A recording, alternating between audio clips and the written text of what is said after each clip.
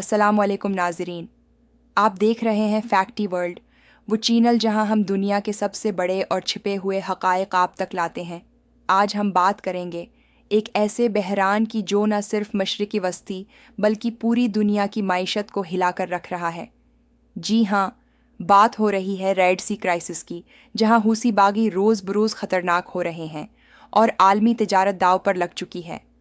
Red سی یا بحیرہ احمر دنیا کی سب سے اہم شپنگ لائنز میں سے ایک ہے۔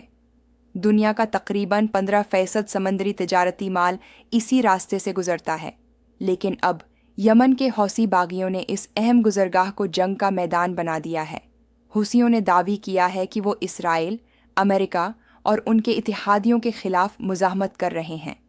وہ جدید ڈرونز، میزائل سسٹمز اور نیوی ٹیکنالوجی استعمال کر رہے ہیں جو ممکنہ طور پر ایران سے ملی ہے۔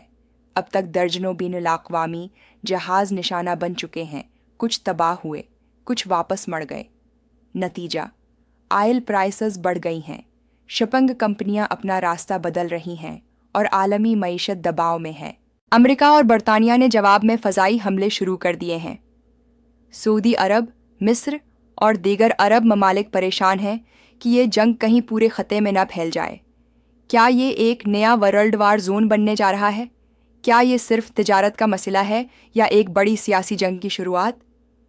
ناظرین، اس بحران کا انجام کیا ہوگا؟